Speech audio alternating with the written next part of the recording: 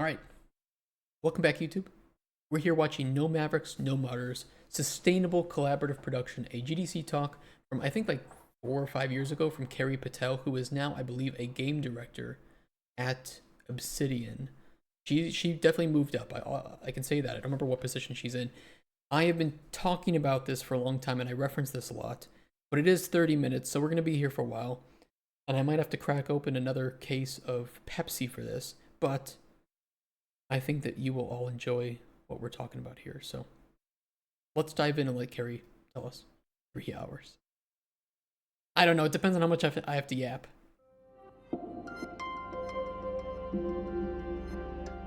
Too loud. Game Developers Conference. Hi, everyone, and thanks for coming to No Mavericks, No Martyrs, Sustainable Collaborative Productions. If you haven't already, please do silence your cell phone. Yeah, chat. So my name is Carrie Patel. I'm a game director and narrative designer at Obsidian Entertainment, and I've been with the studio for 8.5 years. I've worked on the Pillars of Eternity series, on The Outer Worlds, and I'm currently directing Avowed. Now, in my time in game development, For better or worse. I did not hate Avowed. I think people were a little bit too harsh on Avowed. I've noticed a number of trends on teams, as you probably have as well. So today I want to talk about how we make games and how we can improve the process of making them. How do we make games? But first, as with any good talk, I want to start with a provocative question. Is crunch good, actually? No. So I did a little bit of research, and it turns out the answer is no, of course it isn't. But we already know this. We know it's bad for teams and it's bad for games. But the real question is... It's bad for mental health. I mean, it's just, if you overwork people, there is a direct correlation to negative mental health and physical health too. And there's a direct correlation to creativity based on your physical and mental health. Crunch is not good, and I wouldn't ever excuse it. There's no reason that it's ever necessary, in my opinion. Never. If we know this, why do we end up crunching anyway, even when we're trying to avoid it? Unknowns. So I'm not going to discuss crunch culture broadly because that's an enormous topic. Instead, I want to focus on two often self-imposed team roles that can inadvertently lead a team into crunch and a host of other problems. As you start hearing these two roles that she mentions, by the way, anybody who's in the game dev industry, let me know if there's somebody that you've worked with before that fits into one of these and the result that it had on your team. Or if you yourself fit into one of these. It's not good. Whatever these two people are, do not be one of them, okay? Promise you, not good. Waiting for someone to say silence or turn off your cell phone and small children. Well, it's GDC. I don't think there's any small children at GDC. So it's fucking expensive to go to GDC. Including missed deliverables, broken content, and fractured relationships. And these roles are Mavericks and Martyrs. It's important to talk about Mavericks and Martyrs because they can lead to a lot of dysfunction and overwork on teams, even on ostensibly healthy teams that, again, are trying to avoid crunch. They're also incredibly common. You've probably worked with several over the course of your career, and you might have been one yourself. I know I have. I have. Yeah. They're common because there are pervasive myths in our industry that disguise their vices as virtues, and all of those myths center around one word: passion. So I want to be clear, I'm not against passion. It's important to care about the work we do and the teams we collaborate with. Many of us are very passionate. That's what drew us into the industry, and that's what's kept us here. But passion does a lot of heavy lifting when we talk about the way devs work, and it leads us to glorify and perpetuate the roles of Mavericks and Martyrs in some really destructive ways. So let me start by diving into these roles and the dissonance between their myths and the reality of what they mean for teams. So let's start with Mavericks. Dev A is an outside-the-box thinker. They don't let things like pipelines and best practices get in their way. When they have a feature or a content goal in mind, they'll find a way to make it work, even if their implementation is held together with silly putty and crazy glue. This is a Maverick. This is someone who will find a way to make something work despite tools and processes. And Mavericks are often seen as being inventive, self-sufficient problem solvers. But the reality is that the short-term fixes, hacks, and workarounds they create lead to more problems than they solve. So to illustrate this, I'm going to tell a hypothetical story, and I randomly picked from some of the most common names in our industry. I mean, it's tech debt, but also at the point where you're ignoring processes just to make something functional, the processes might not, the pipelines may as well not exist. And it's not good for the rest of the team when they are then oftentimes responsible for cleaning up your shit code. And the Maverick in this case is the person that just, like she said, it just goes above and beyond. And it can be used as passion, but it's just, yeah, it's just like writing shitty code professionally. And like I said, there's a time and a place for shitty code. If you're prototyping, if you are working on that first playable, if you know that you're writing yourself into a corner because your goal is not to write the function and the architecture here, your goal is to test if it works, if it's fun, that's an okay time to write shitty code. But then there is a time to sit back and write that good a code architecture. And this is one of the reasons that we have at Microraptor, we were supposed to. This is one of the reasons to discard our first playable and prototype, and then start the vertical slice from scratch, so that we can get rid of all that shitty code and build upon a proper foundation. Kind of a bunch of Mavericks because there's no team, just a bunch of individuals near each other. Yeah, and I would argue that you can be a great solo developer and a horrible, horrible, horrible teammate in a actual professional environment. Because if you cannot work as a team with the conditions and the architecture and pipelines of that team, then you are not a team member, and you are hurting the team. And you may be seen as somebody who's going above and beyond, but you are literally just a horrible team member who is making a whole bunch of horrible mistakes that the rest of the team has to fix. You're doing the same thing too, made a demo and remaking it for the vertical slice. I think it's smart. It's a lot of work, but you can then just say, okay, I don't have to worry about any of that. And some of the functions you may be able to bring over, but then you can think about, okay, well, now I know that it works. I know what to do. How do I make the architecture so that it's built upon a stable foundation? And the benefit is that when you're prototyping, when you're working so early on the project, it's about learning, it's about figuring out those unknowns, and it's about finding the fun as fast as possible. You don't want to spend 2 hours finding out if your game is fun or not, or 2 years. You want to spend reasonably, like at most 2 months, to determine if that game is fun. So do it dirty, prototype it, and then discard it, and remake it again. And it'll be a lot faster. Way, way faster. So we're going to talk about Dan the Maverick scripter. Dan. So we have our level planned around a handful of quests, and we've scheduled the team's time around working on those quests. But Dan the Maverick scripter has one extra quest that he's really excited about, and he wants to get it into the game. Talk to the producer. What happens? Dan sets up and scripts the quest, and because he knows the rest of the team is strapped for time, he takes an initial shot at getting the other work in. He writes the initial quest giver dialogue. He's not a narrative designer, but how hard can it be? He tries propping out the encounter space. Now, Art doesn't have the assets he really needs, but he's able to resize some and kit bash a few others, and it looks pretty good. Dan. Why, Dan? Why have you done it? You didn't talk to the producer, so you didn't get localization done. You haven't talked to the art team, the designers about it, whether or not it fits into the level. You see where this is going? You see how Dan's passion and desire to exactly go above and beyond to make this awesome quest is just like, you're now putting so much extra effort, and either the team has to now remove your quest, which takes time, and you could have been doing something that you actually were tasked to do.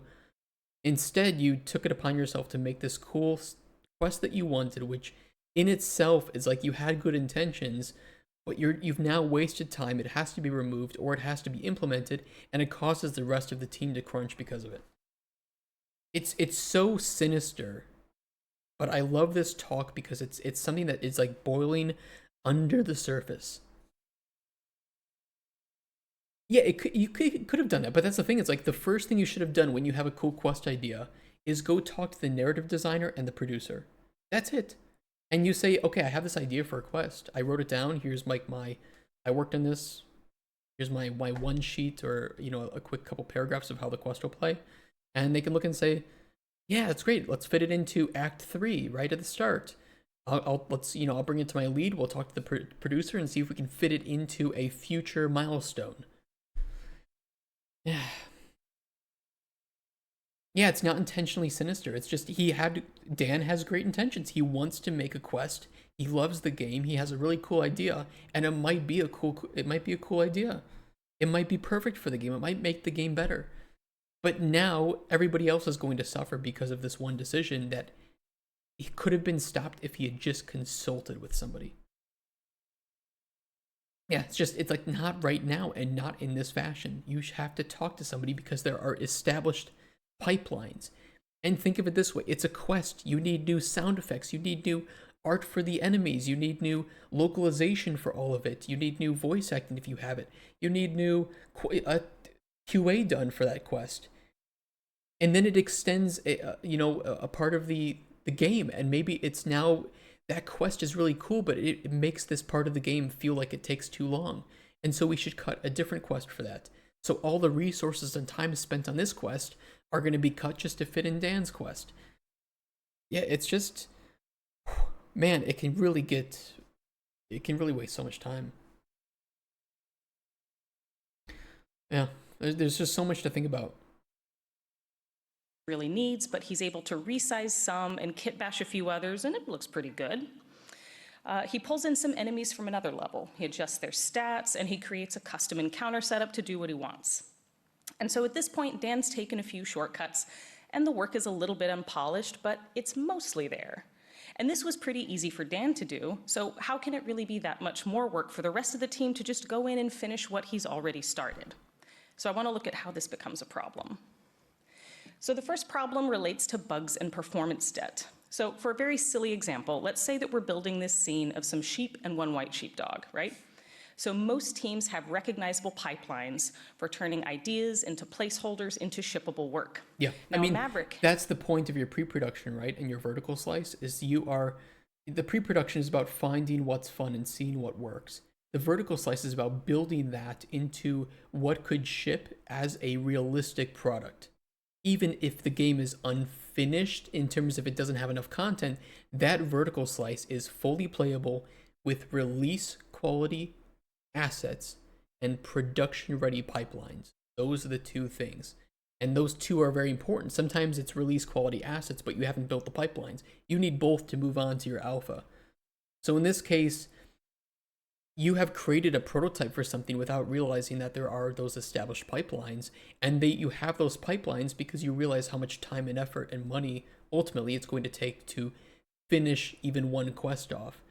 And sometimes it's done in batches so that you can do one act at a time or one level at a time, and by just throwing this together, at best you can expect for a producer to say, we have no fucking time for that. What the hell are you doing? You had tasks already assigned to you on Jira. What the fuck are you doing prototyping this? And maybe you did it in your free time, sure, but now you are overworking yourself and potentially burning out for something that would have been better to talk about with a narrative designer directly, maybe with a producer there too, where they could say, okay, let's find a time where if we have the time to schedule where you and the narrative designer can talk about this and document it out, and then we'll see if we can put it into maybe a DLC or something, if it's like something that can be put modular, or something that we can just save for a sequel if it's a cool storyline that we can save for a different game.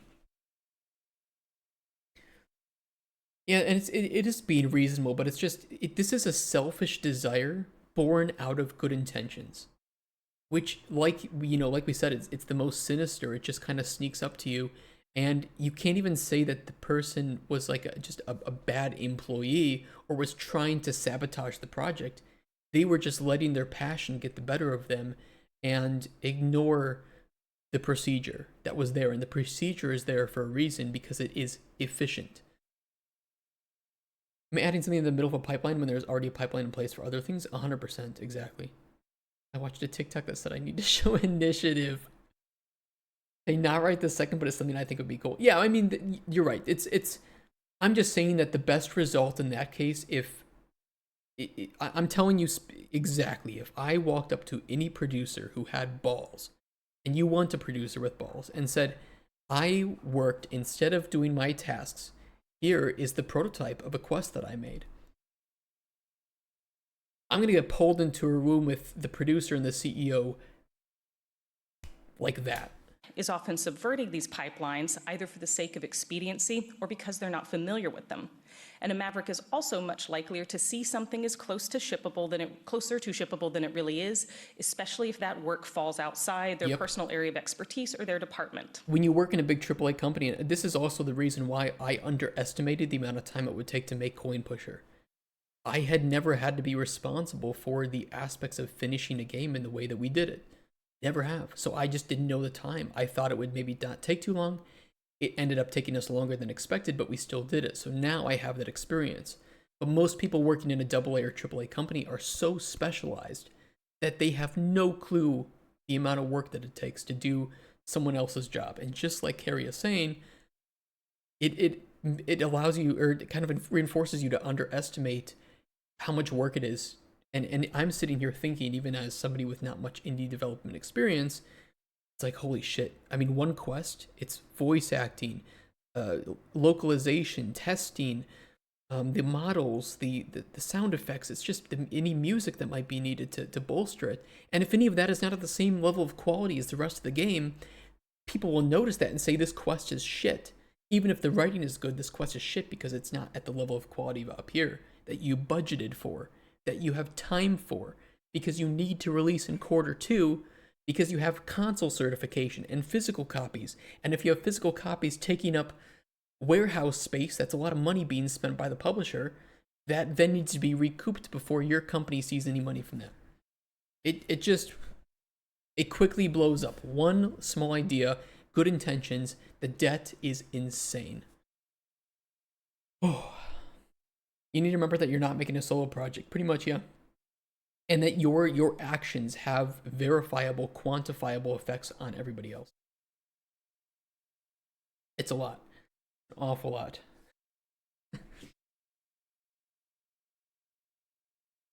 Kenji, save the question for that for like after the video, because I do want to answer that. Put it in a document and I'll answer it later.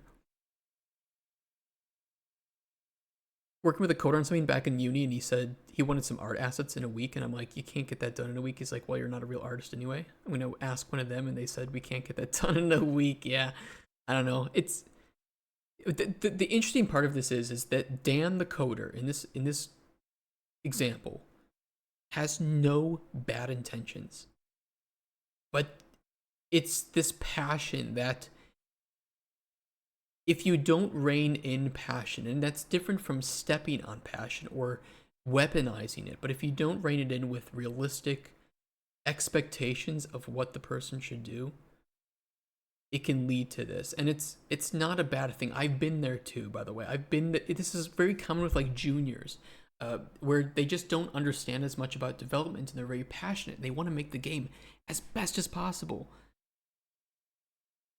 But you have to be realistic, and you have to understand that there is a massive amount of money behind sometimes the simplest things, such as just adding in one new quest.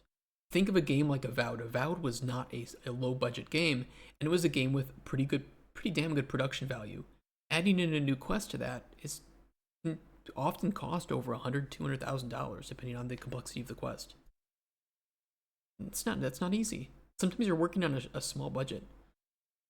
Passion is a happy, said, well, medium to large sized dog can be one of your best friends, but you need to keep a tight grip on that leash. It's like this dog here. All of these shortcuts and the placeholder work and the kit bashing that looked good enough to Dan is not necessarily good enough for shipping.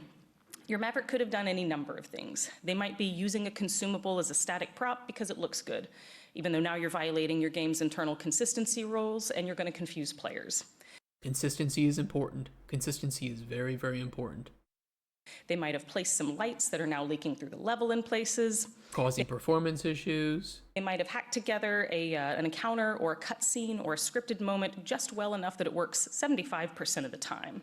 They might have applied an unfinished texture to a creature variant. Any number of things. But in all of these cases, doing the work the right way might actually be akin to starting over, in which case the initial placeholder work that the Maverick has put in hasn't actually saved time, it's just masked problems. Yes. And that's the other issue with hacked implementations. Because you're not consistent, because you're basically what you're doing is prototyping that experience.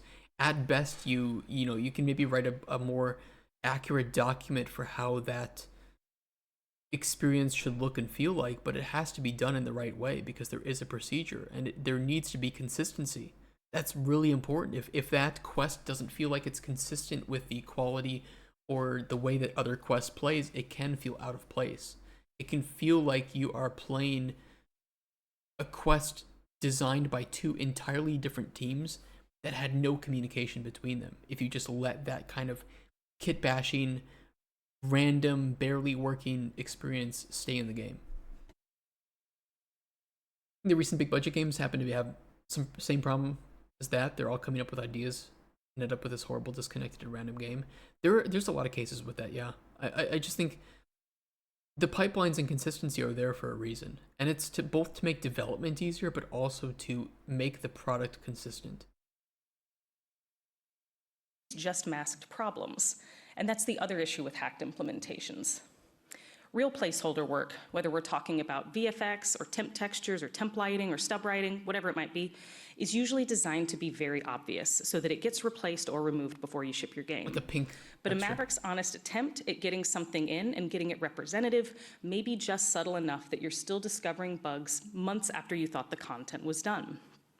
And of course, it's just as easy for the opposite to happen.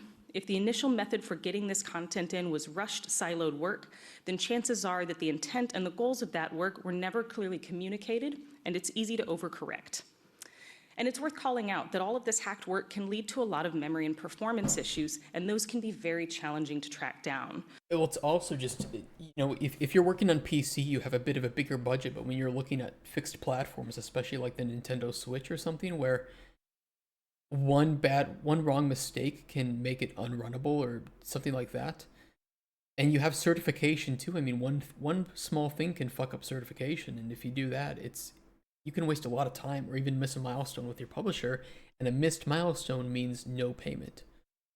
You don't want that, and you don't want to be the person that's responsible for that just because you thought that it would be cool to have this new quest in the game, so you worked over, late hours that you are being paid for. And the rest of the team is just sitting there like, what the fuck? You got paid to fuck up our work? Really?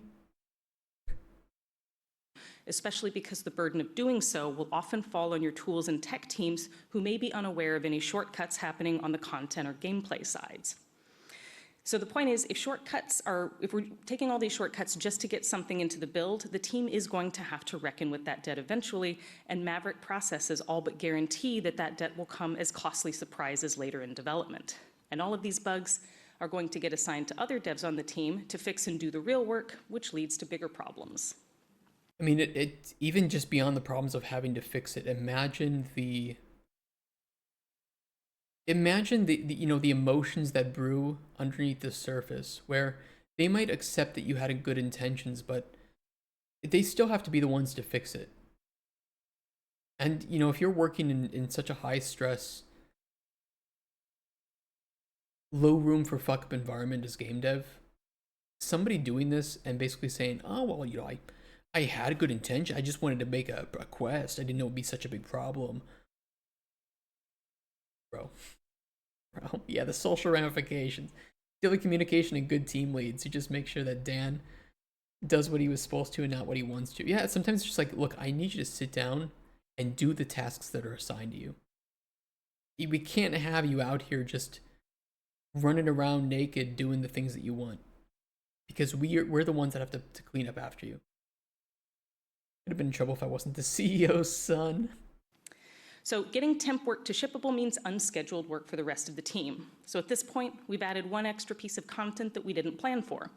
And it took additional work, not only from the individual driving the effort, but also from other members of the team.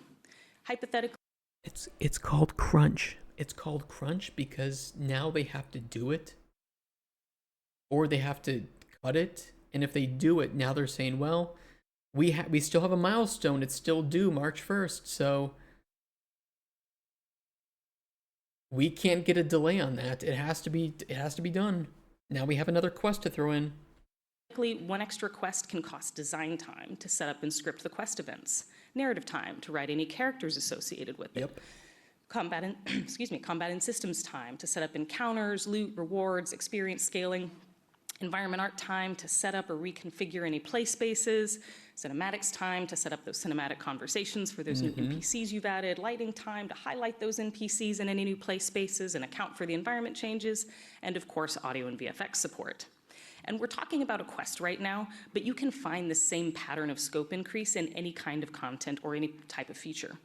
So the point is, this isn't a free extra quest that one person has squeezed into the schedule. This is something that has now become a commitment across multiple departments. And accounting for all of that extra work means that we've put our planned deliverables at risk. That's a perfect image to use here. That's exactly it.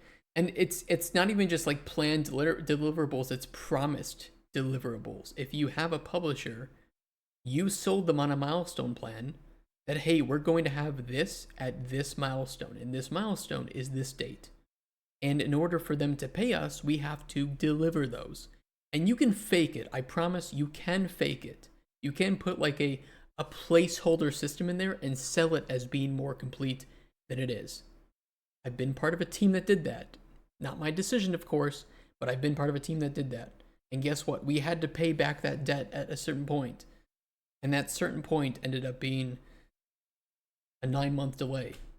We pulled in additional devs to finish the work, and we took time and focus off of the work that we were planning.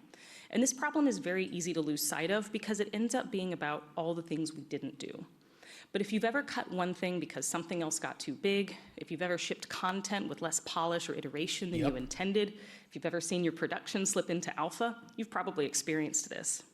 And the biggest problem of all is the false narrative of success that develops around this. It's a narrative that says that we succeeded because of, rather than in spite of, Maverick development processes. Yeah, and I mean, there's a lot of games that have come out, even recently, that people praise. Well, recently, like Witcher 3 is one. I live in Poland.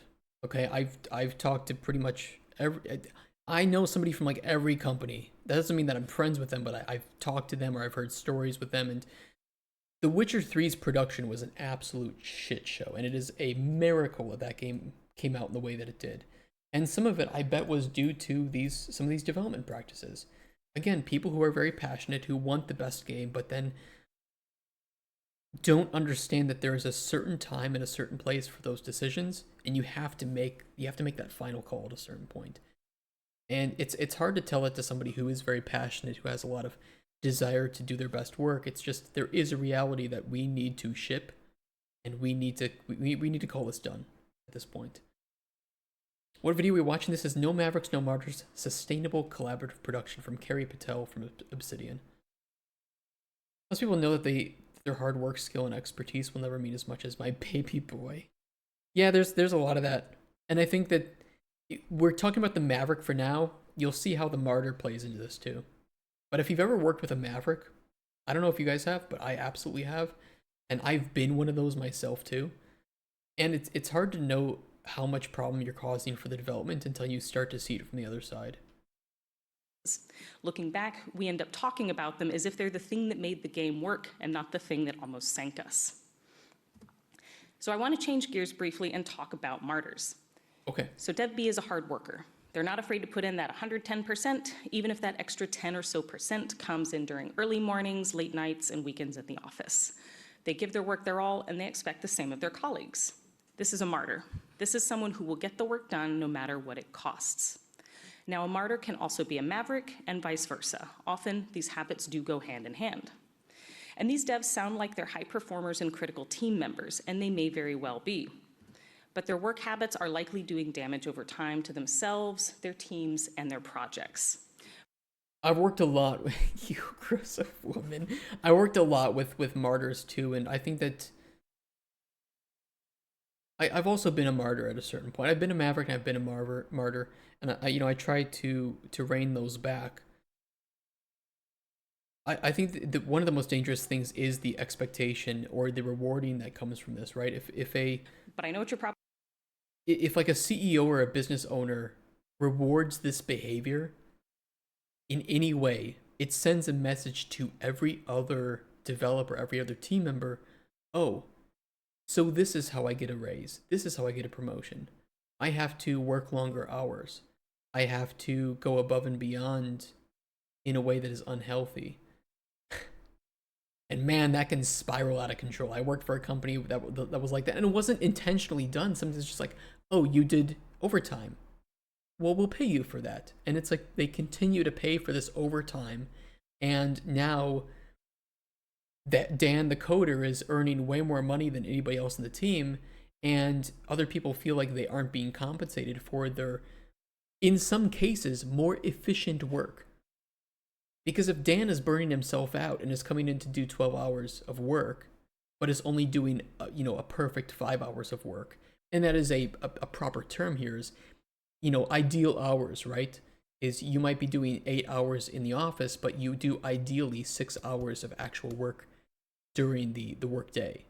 Well, if you're burning yourself out and you are kind of just coming into quiet quit, or you're being inefficient because of that, or you're getting distracted constantly, then you're not doing that ideal 6 hours that Kim in the art team is doing when she comes in for 8 hours and does 6 hours. You're coming in for 12 hours and doing 5 hours of ideal work. Yeah, there's like a period where you're at your best. Yeah, there's just that ideal time. And sometimes you have like a break, you go for lunch, the start of the day it's a little bit slow, end of the day it's a little bit slow. So a lot of people, 8-hour workday is 6 hours of actual hard work. And that's fine. It's just because somebody comes in or reports doing 12 hours does not mean that they're actually doing 12 hours of that proper work. Probably thinking, these are resourceful, hard workers. So what's the problem? So let's tell another story. So Matt the Martyr wants his level to be the biggest and coolest in the game. Bitch. So he spends a lot of extra time on it. Yeah. He adds some extra spaces where the rest of the team can place some loot, some additional encounters, some found storytelling, maybe even room for an extra dungeon that the dungeon team can put in when they get to their B and C content. And he spends some extra time, some late nights, some weekends at the office, but he gets all the work done. And now the team has a level that is bigger than what they planned on, and it needs to be filled with content, quests, enemies, loot, everything, and finished by art. And yeah, this is maybe a little over time for some of the other departments, but Matt put that work in, right? So now the team faces a hard decision. Do we tell Matt to cut that extra content back, assuming that's even feasible at this point? Which, by the way, you're going to have to pay him to do that too, just like you were paying him to do it in the first place. Do we ship with a sparse level? Or do we put in the extra work needed to get it done? And that's the immediate problem. But there's some bigger long-term problems that are very subtle here. The first is that you get bad data. So raise your hand if you've ever looked at your schedule, thought back to a previous project and said, we did twice as much with a smaller team back then. How did we pull it off? It was probably people putting in unscheduled overtime. So part of the problem with this is you lose track of how long it takes to really finish something. And and that's true. You give bad estimates then because you say, oh, it's going to take me 1 day. Well, how much is 1 day to you, Mr. Martyr? Means that if your 5-day task got finished with late nights and weekends, that's extra time baked in that is then going to bake in when you're planning those tasks in the future. You risk planning and scoping around assuming that you're going to get that time. And perhaps even more dangerously, the team loses sight of what it looks and feels like to finish content without pulling that overtime. This becomes a kind of muscle memory. We also enter into an overtime arms race. This resets the team-wide expectation around work-life balance. I want to go beyond just talking about the data, is that when you're selling a milestone plan to a publisher and you're saying, yeah, it's going to take us 3 months to do this, if your 3 months has a whole bunch of baked in overtime that is just because of the culture, then the moment you slip up, I mean, you're just giving bad estimates to the publisher because they think, oh, they're working normal 8-hour days and it takes them 3 months, so they're just really, really good at finishing, these massive systems in a short amount of time. But the moment you slip up on that, it's almost like you can never, you have to have this unsustainable workplace environment that the moment you peel back the curtain here and you look behind the, at the wizard, you realize that the wizard is just overworking himself to death and is getting burnt out. Sight of what it looks and feels like to finish content without pulling that overtime. This becomes a kind of muscle memory. We also enter into an overtime arms race. This resets the team-wide expectation around work-life balance. People end up putting up with or even accepting practices that are bad for their personal well-being, their productivity, and their teams. They do this because they don't want to look bad to their bosses and their colleagues. They don't want to let their teams down. And this is especially harmful for juniors and newer team members who may be more susceptible to accepting bad habits as normal if they see them treated as such. I mean, they're impressionable. It's how many juniors enter and they just... I've worked with a lot of juniors and I've worked as a junior, and the biggest thing we all have in common is that we're scared we're going to get replaced at any moment. We are scared to voice any criticism or concern because that itself is conflict. And if we are seen as being difficult to work with, if we have conflicts, then we're going to get replaced. So the best thing to do is to shut up and do what our superiors do and watch them and shadow them and learn from them. But if that company has that bad culture, that's what gets passed on. So yeah, it's very dangerous, and you don't want to teach that. And you certainly don't want to have a culture where you are implying that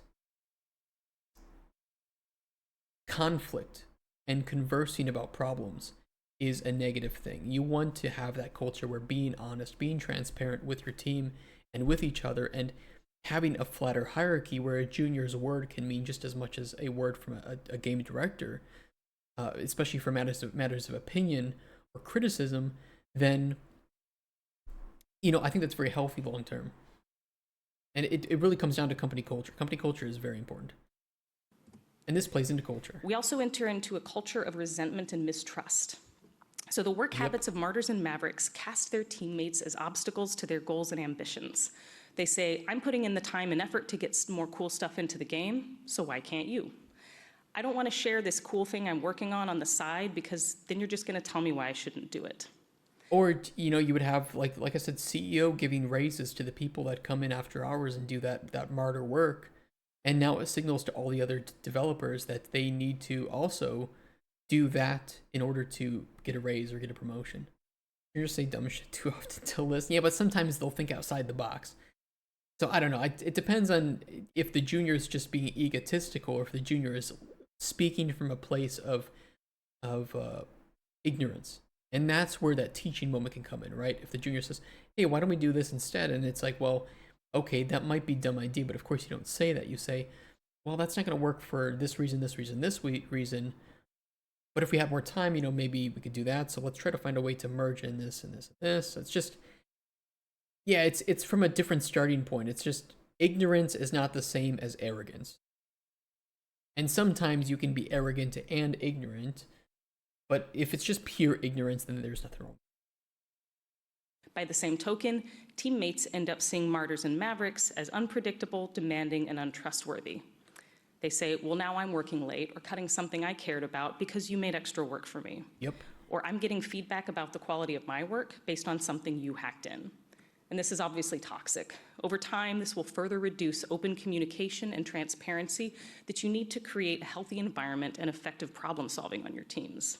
Well, Slacker, I think that being ignorant is not like a negative thing. I think sometimes people associate being ignorant with negative, where it just means you lack the knowledge. So in this case, I just mean that juniors are inherently junior for a reason. They lack the knowledge and experience. So being ignorant in their case, just being like honestly ignorant, is just, oh, why couldn't we do this solution? And it's like, oh, okay, we're in agreement then. I see what you mean. Feedback about the quality of my work based on something you hacked in. And this is obviously toxic. Over time, this will further reduce open communication and transparency that you need to create a healthy environment and effective problem solving on your teams. The summary here is that martyrs can be mavericks and vice versa. These habits really do go hand in hand. And they can occur on any discipline, on any type of content or feature. Because the point is that nobody in development does their work in a vacuum. Anything that one dev does means work for somebody else. Yep. And again, the biggest problem here is the false narrative of success, when in reality we pulled this off in spite of and not because of our bad habits and careless scoping along the way. And there's another less obvious problem with all of this, and that's who gets the leeway to be a martyr or maverick. So one conversation we're having a lot right now is about the need for more diverse seniors and leadership on our game teams.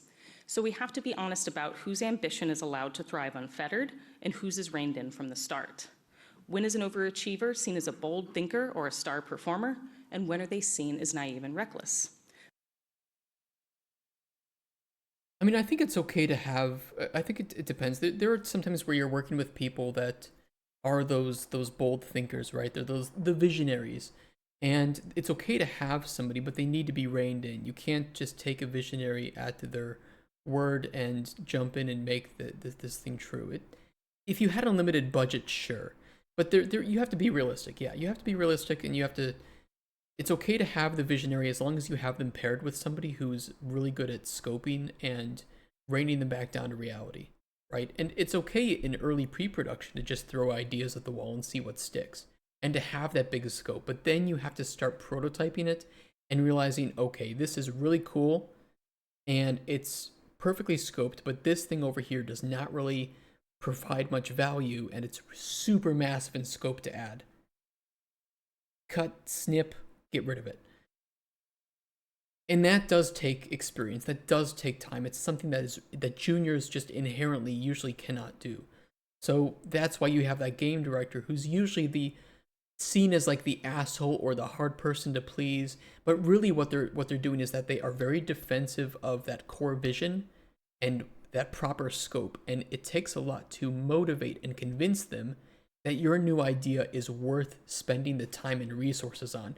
The time and resources that through their 15 years of experience in the industry, they say, I know this is going to cost $200,000 because I've been here before. I've done this work. I've worked on multiple games, and the junior doesn't know that. So when they say, oh, it would be cool if the game had blank, your idea cost $200,000 in 2 months. Who's paying for that?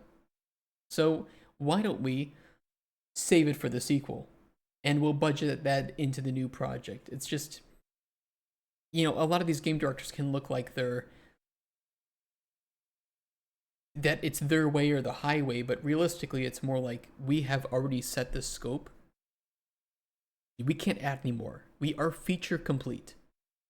We might not be content complete, but we're feature complete, and because of that, we've budgeted our content and we know how much it will cost. And a new quest will cost $200,000. That's minimum. Yeah, save it for the sequel is a phrase. Yeah, I save it for the sequel is just, it's really key. Just finish the game. Just finish it up. Dad said we can add it now.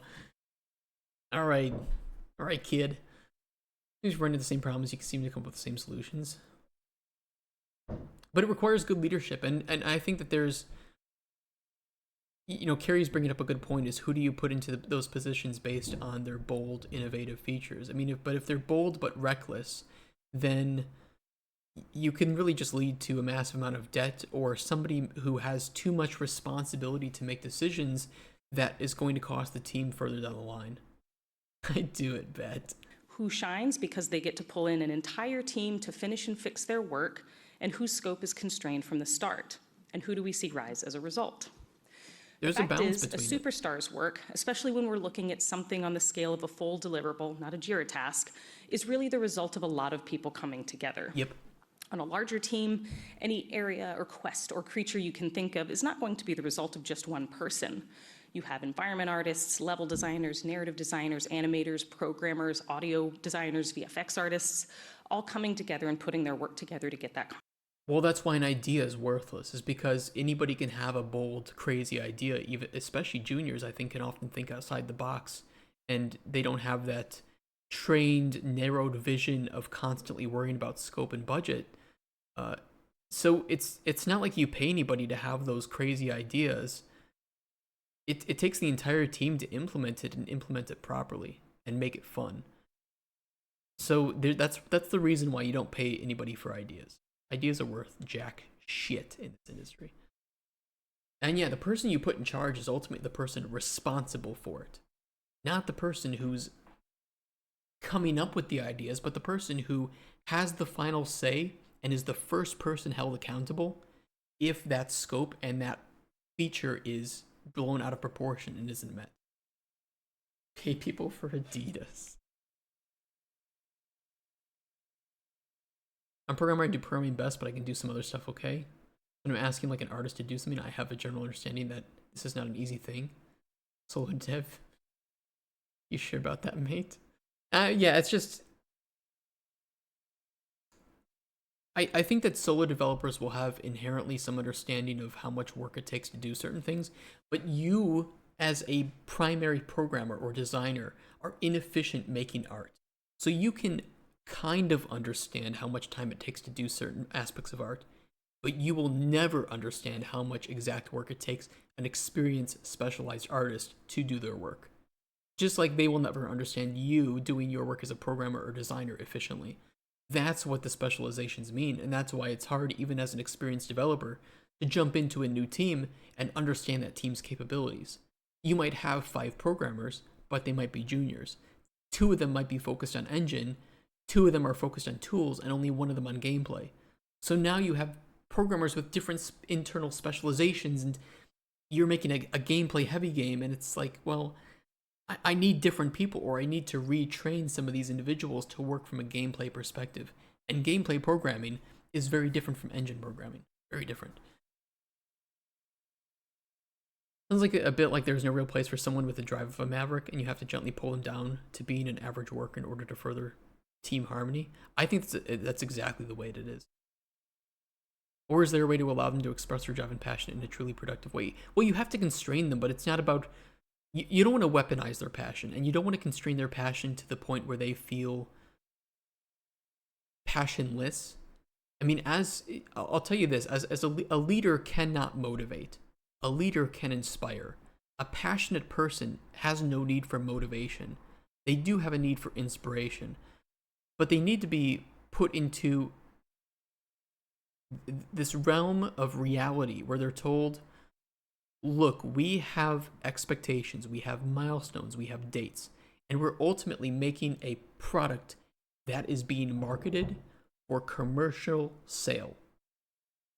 Because of that, the designers have a very, very important responsibility to make a game that is fun consistently for a certain amount of time with a certain set of features that is meant for a very specific audience. Your ideas, when you go talk to them and you give them your ideas, just note that they have massive amounts of data and considerations to keep in fact when they say yes or no to your idea. And even if they say yes or no to your idea, they need to then talk to the leads and producer to figure out whether this is even possible in the time frame. Because the idea might be amazing if we had another 2 months to work on it, but we don't. So, sorry, this is what we're at. You have a specific amount of time, and you have a specific amount of money, and you have specific people. It's like, okay, this would be great, but we have to hire 2 new artists, and the milestone is due in 1 month. Do you believe that we can hire 2 new artists in less than a month of time and have them up to date with the project, working efficiently enough that they can just jump into this new task and get it done within a month? The answer is no. You can't do that. So it's just, that's what a designer is constantly thinking of, is we have this many artists, this many programmers. These are our pillars. This is our gameplay loop. This is our audience. These are the expectations. This is the inspiration. This is the competition. All this stuff. This is when we're releasing. These are the games that are popular. This is what this system does. This is how these 2 systems interact. These are the 10 things that the programming team told me we can't do because it causes too much time. All of these things are something a designer keeps in their brain and has to weigh every new idea against. And that's why you don't want a designer that just is a rollover and just says, okay, maybe, sure, maybe, we'll see, I guess we'll see if this is good. No, you need one that says, no, this idea is bad, this will not work. These are the reasons it won't work. This is why we can't do it. This is overscoping it. Here's how we rein it back. There's a time and a place for, like, it would be cool if. And it's called pre-production and prototyping. And then you're done with that. And you say, okay, now we vertical slice. And then at the end of vertical slice, you should be, ideally, pretty much feature complete, with proper pipelines of how you're going to add in the rest of the content throughout alpha, and then polish up and finish the content in beta. That's how it works. And then at the end of that, you release the game, ideally. Sorry, Carrie, what were you saying? content done. So when we say that a Maverick or a Martyrs extra work really paid off, we have to be honest about who else chipped in. And this isn't about hobbling strong performers. The team. This is about being intentional about how we spend the time and effort of our people. Efficient. And making sure that good team members get a chance to shine, that all of our team members get a chance to shine. It's also about making room for good team members rather than merely loud advocates. Ultimately, we want to elevate the best performers on our teams. And these are the people who are going to be force multipliers for the rest of the team and strong mentors for more junior devs, not the ones who pull recklessly ahead and drag the rest of the team with them. So I want to propose an alternative, and that's that great teams make great games. Yep. Not rock stars or ninjas or solo contributors. Nope. And I'll tell you this, I've said it a million times, just because you're good in a team doesn't mean you're going to be a good solo developer. And just because you're a good solo developer does not mean you will work good in a team. And it could be that you are much better solo and not having team members around than you are in a team. It's just, they're completely different ways of producing. Especially if you're like indie and you don't have anybody to, to suckle at the teat of, or somebody who's constantly wanting to have meetings about the direction of the game and trying to push you in other directions. If you've got a publisher or you have investors, it is a very different ball game, and you may not be prepared for it as a smaller developer. I could be the best writer or artist or designer on my team, but it doesn't mean anything if my work can't be used and built on by my colleagues. Again, nothing any individual contributor does goes into a game without the collaboration of their peers. Great teams are happy, healthy, and engaged. Team culture and company culture is really the backbone of whether or not a team is healthy or not. And there's not enough focus on culture in a lot of companies. And I think it's because culture can sometimes be seen as like corporate, but it's Rockstar makes great. No, she means rock stars, not rock star. But no, it's very true that if you hire somebody who's amazing in their field, but they're a shit teammate, you will not make a good game, probably. And you certainly aren't going to have people that are happy with working at your company. It's better to hire people who are good learners and good teammates, and with the proper production and culture, start to shape and mold them into a cohesive, well-functioning, well-communicating unit that understands and has this backbone of wanting to make great games, but do it in a way that is healthy and sustainable.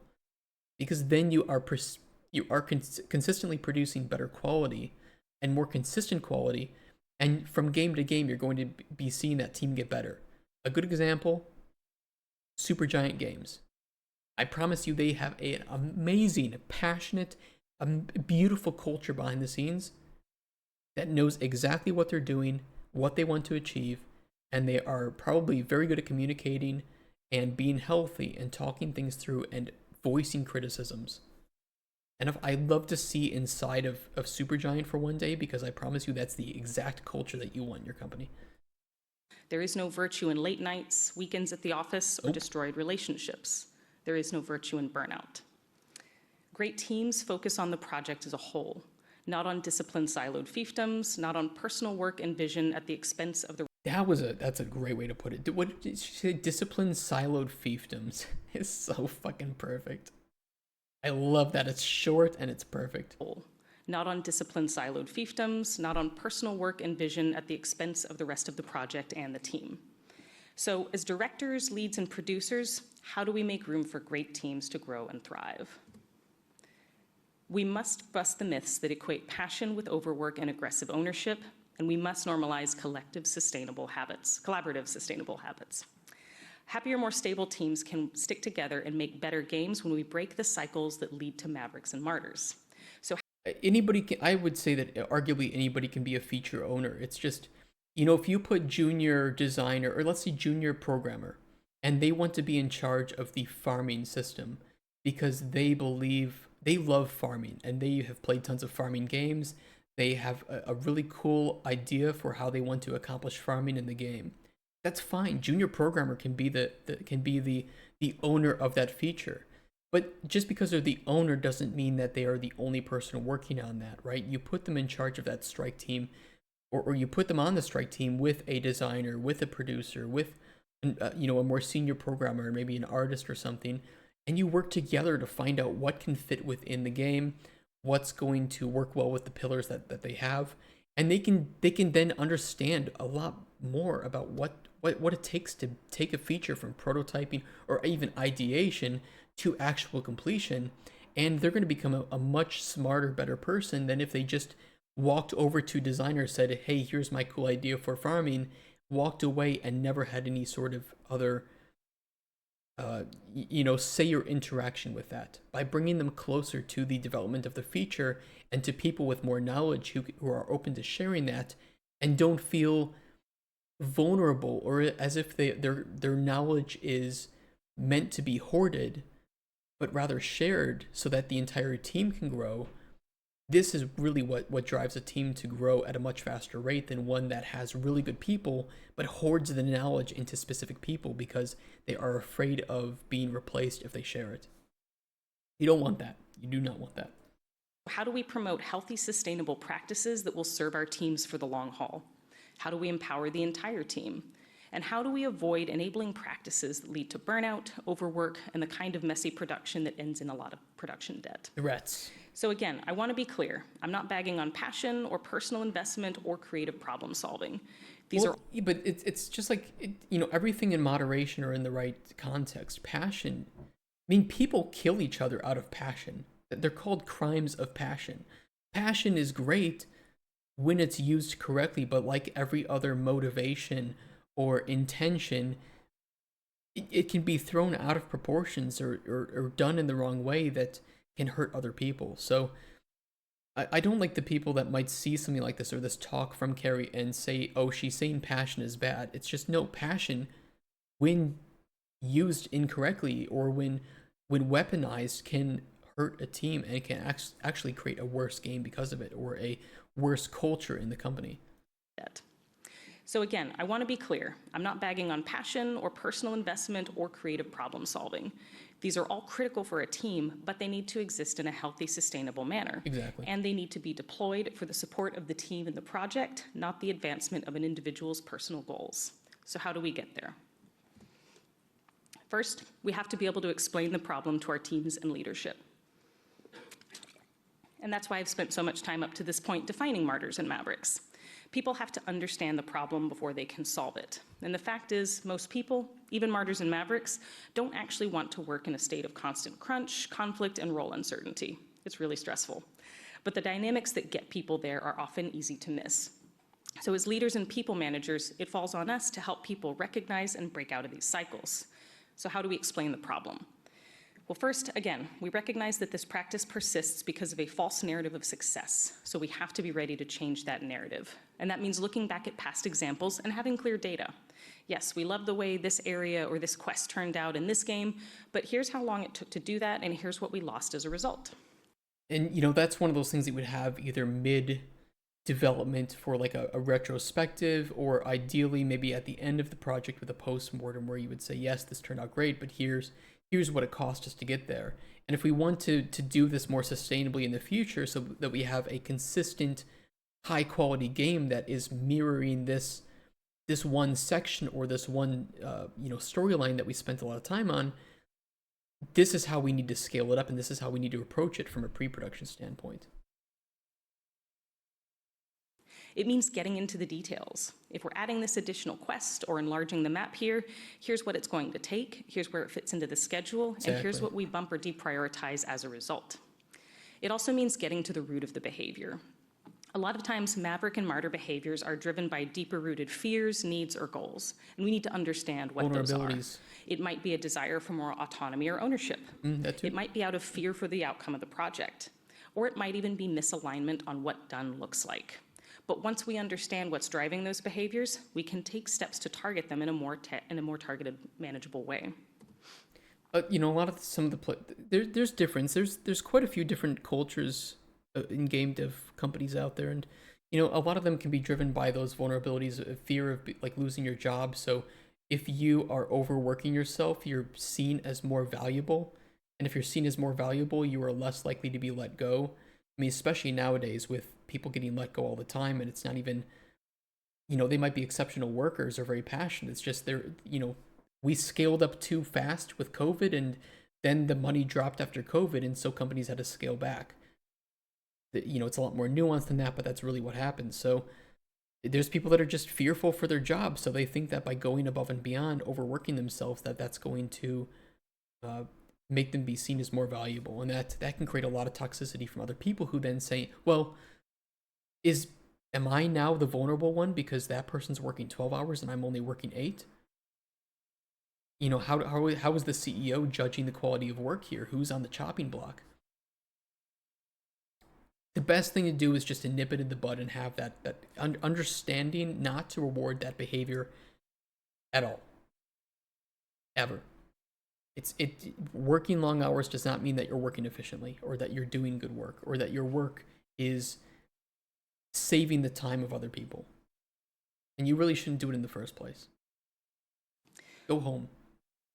We also need to define our MVP. That's our minimum viable product, and we need to work towards it at every stage of production. Our minimum viable product is going to be the least amount of work that we need at any stage to evaluate whether we're on track or to unblock other downstream work. And an MVP-focused approach is likely going to mean a more iterative process that's defined by shorter steps, frequent review, and simple placeholders. And there are several advantages to this kind of approach. The first is that we can catch a lot of scope and direction problems really early, when we still have time to pivot or scope back. Yep.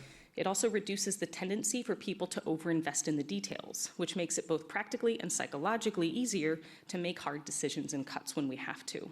And it also opens the door for more cross-department collaboration. And this is really where the magic of game development comes from. It's not one person putting their heads down and coming up with a perfect, flawless content plan over 2 weeks all by themselves. I wish. It's people working together across disciplines and adding great ideas to good ideas to lead to stellar content. That brings me to the next point.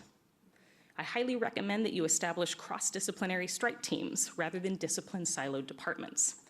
Strike teams are very good, and sharing, it can be pretty scary sometimes to work with people that you've never worked with before, but it's really good for just so many reasons, for bonding, for discovering different personalities and communication methods on different teams, for teaching others who may not have much exposure to a different aspect of development what it's like with that part of development. So yeah, cross-disciplinary strike teams I think are one of the best things you can do in any game dev company. 100%. MVP is going to be the one who does the most tasks assigned to them, not the one who ends up... No. So in this case, the MVP is considered the minimum viable product. I fucking hate the term MVP in game dev, but MVP here means minimum viable product, which is really confusing to me. I've always hated it. Not like most valuable person or something. Kenji's Slack. Guys, what are you talking about? Why are we talking about Nintendo and evil?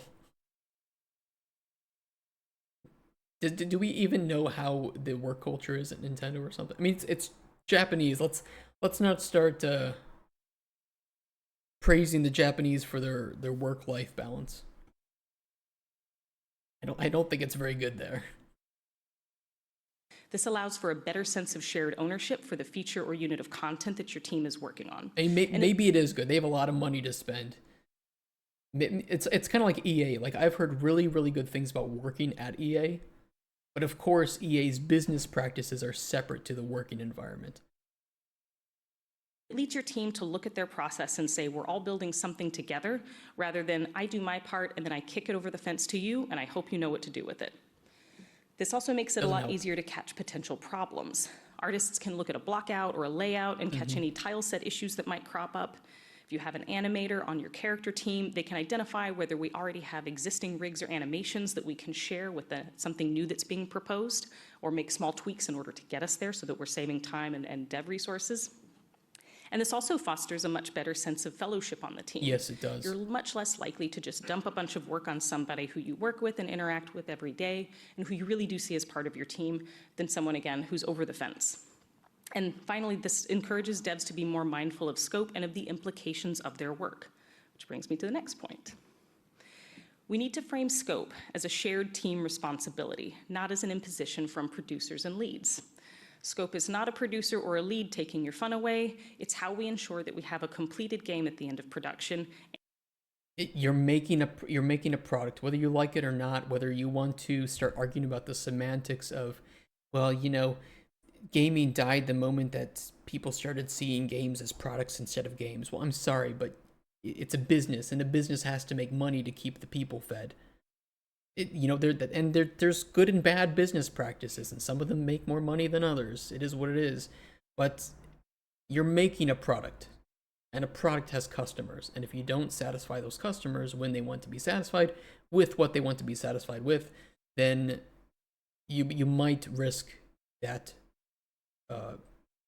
income, that profit. If there isn't profit, people have to be let go, company has to be closed, and everybody loses their job. Everybody loses. So we don't want that. And a team that's ready to work on the sequel or the DLC. Production processes are not there to stifle creativity. They're how we turn ideas into content and how we ensure that our team's time is well spent. So we want to give devs the responsibility for sticking to their scope, for keeping their work on track and making decisions about their work that respect the time and schedule of their peers.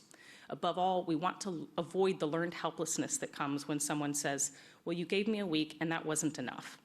So how do we do this? At Obsidian, we have a philosophy, or a process we call Draw Spider-Man, and I want to give credit to Justin Britch, our Director of Development, for coining this explanation. Okay. So Draw Spider-Man is how we describe the push and pull between visions and constraints. So if I tell an artist to draw Spider-Man, that could mean a lot of things. It could mean a really simple sketch or a very detailed portrait.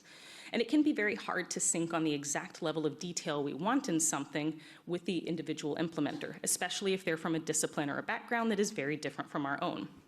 So when we task out work, our intended level of detail and complexity may be very different from, again, what the individual implementer is assuming. So yeah, I mean, especially if you're pitching like early systems or early ideas, you can be pitching, I mean, even for coin pusher realms, right? I mean, I imagine that everybody in chat has probably a slightly different, or maybe in some cases a very different idea than what I have in my mind. And by slowly documenting the intentions and the scope of that, and of course a lot of that's going to be visible the moment we start to prototype it, which we want to do as rapidly as possible, it all starts to become clearer. But it's just there's different methods of communicating that, and things that you have to fix up, miscommunications that you have to repair.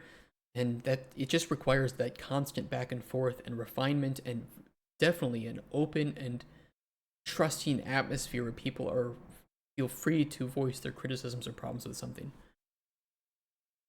How do we get to the bottom of that? If we know the time box, we can figure out what is possible with the time we have. So if I say, draw me the best Spider-Man you can draw in a day, or show me a block out that you can do in 3 days, then we see what's achievable, and then we can make other scoping decisions accordingly. And this It's exactly it. That's why you just prototype it out rapidly. It's like, look, don't worry about process, don't worry about it, just test it. Is it fun? Is it cool? What's your idea? Throw it together with the least amount of work possible. I'm a developer. You don't have to do anything but white boxes, and just say, and then just show like a picture of a building and be like, look, think of this architecture in this level. Okay, done. Get it. This avoids both the scope bloat that can come from an individual contributor, assuming that they have to do more or create a higher level of detail or complexity, and it also prevents us from accidentally pushing someone into a martyr role by demanding too much in too little time. We also want to keep the team's focus on the big picture. Scope is not just about what we're saying no to, it's also about what we allow ourselves the time to do in the future. So we say we can't double scope on this one level because then we won't have any time left for the next one, which we're also excited about. Well, I mean, scoping too is just, you're saving the entire team time. By telling somebody no sometimes, you're doing everybody a favor. Because, for me, if I've been in a lead design position before, and I know that my programming comrades, my colleagues, were very, very, very overworked. I wish it didn't happen. So, I'm constantly mindful of, no, we can't add this. No, we can't add this. I'd rather that we iterate on this than this. I'm just constantly in talks with the producer to make sure that we're not just adding unnecessary work onto the programming team. And it sucked. It sucked. And I don't think that the team did enough analysis to repair that problem afterwards, unfortunately. And finally, we want to lay strong foundations by building time and flex into our schedule and communicating honestly with our teams. If we want our teams to trust that they won't have to become Mavericks and Martyrs in order to get a good game done, then we need to show them that we know where we're going and how we're going to get there. Yeah, you have to lead by example. We will probably have to message this multiple times over the course of development. Yep. At a tactical level, this means reality-proofing our schedule, building in sick time, vacation time, meeting time. We can't assume 100% efficiency from everyone every day. No, but you also, I mean, you're not going to be perfect with that estimation, but that is important. It's just, especially in a creative field, you just can't assume that people always have that unlimited amount of time and are going to come in and do their job perfectly every single day, or that everything is going to go according to plan. And you do have to, yeah, reality proofing the schedule, I think, is the best way to put it. And that is a very key part. At a higher level, it also means syncing regularly with the team about the goals and visions for the project. Yes. And what that means for the work we're doing in the day-to-day. Culture in the company, too. It also means being ready to have real conversations about hard cuts. Even if people don't agree with cut or pivot decisions, it's much easier to accept them when they understand the reasons why and when they feel they've been treated with respect. I mean, and that just goes into being transparent with your team. It's just being honest. They're adults. And, you know, it's like, look, I wish we could add this. We can't. We need to cut. We can't do the overwork. So, you know, you can even try to work with your producer and your publisher in some cases and say, you know, can we fit this in after launch? Can we fit this in as like a DLC quest or something? Or can we cut this region of the game but introduce it in a further expansion? It'll save time, and you won't then, you know, it depends. It depends. You can't always do this, but it depends. Slacker, you're typing a lot about gamers. All I know is I consider myself a gamer as much as I consider myself a game developer. The moment I go home today, I'm going to be playing games. That's just what it is. Eat, play games, maybe watch a couple things, but that's what I do. And so, yeah, I agree with you. I don't like the people working in this industry that don't play games. I've known some of them. It's very weird. I don't have a lot in common with them. I'm in this because I'm passionate and I love games. But there are quite a few people that aren't like. I don't think AAA industry has nearly as much excuse in terms of expenses. Well, it's just that adding one person to the team does not guarantee you 2 times the efficiency. And 3 people is not 3 times.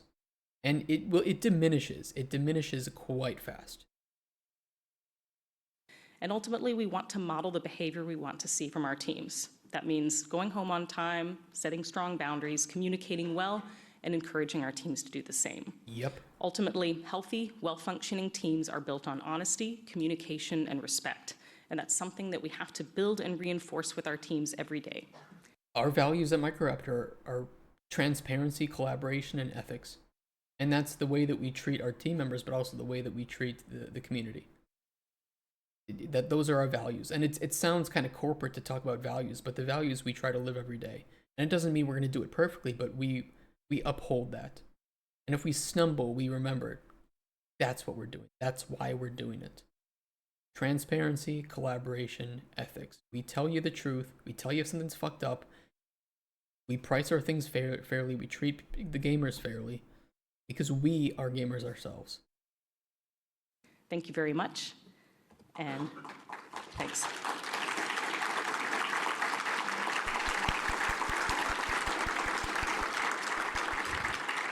Special thanks to my colleagues at Obsidian and to the Avowed team especially, and to Britt Clifford, Matt Hansen, Tony Sue, and Justin Britch for their feedback on this presentation. And please remember to fill out your evaluations.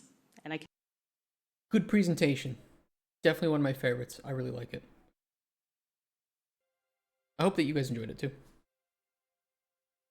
That was Carrie Patel, No Mavericks, No Martyrs, Sustainable Collaborative Production. I don't really understand what was so controversial about that talk, but apparently some like non-developers watched it and thought that this was Obsidian saying that they're being lazy. I don't know why. It is what it is. Yeah, a lot of people work in game Slacker. A lot of people. I'm not really a fan of the people who claim to be like solo developers, but then they work with a lot of people. Like, if you're a solo developer, fine, but I don't see the point in waving that torch around like like it's some banner of accomplishment. I think if you can be a solo developer and make a great game, sure, but most people are not solo developers, and I don't think that we should be rewarding solo developers more than we're rewarding teams that are just making good games and doing it in a very ethical way, like with Team Cherry, right? Or like Supergiant or something.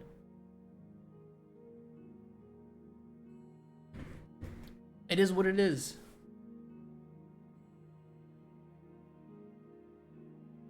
Well, I will share the link with you guys. I definitely recommend that you share this with your other colleagues. I think this is a great talk. Mark Rector right here, and earlier you kind of got him on saying he needed like 5 million for Team 3. It's just expensive, yeah. I mean, I don't want to work alone. I don't want to be a solo developer. And I'd be paying people pretty damn good for Poland. It'd be a pretty good salary for here in Poland. I just can't afford more. I wish I could. But I want to get people that are knowledgeable and passionate and uphold our company values and want to work with us a long time rather than just for one game. We have a lot of games planned, a lot of ideas, and we need the team to make that. I can't do it myself. Either way, if you're watching on YouTube, thank you for watching that one, and I will catch you later. I hope you enjoyed that. That was a long one, but a fun one. Take care, YouTube.